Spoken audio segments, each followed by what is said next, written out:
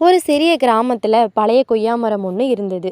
அந்த மரத்துக்கு ஒரு ரகசியம் கூட இருந்தது. யார் மனசில் நல்லதை நினச்சிக்கிட்டு அந்த மரத்தோட பழங்களை பறித்து சாப்பிட்றாங்களோ அவங்களுக்கு அவங்களோட ஆசையெல்லாம் நிறைவேறும் அப்படிங்கிறது தான் அந்த மரத்தோட கதை.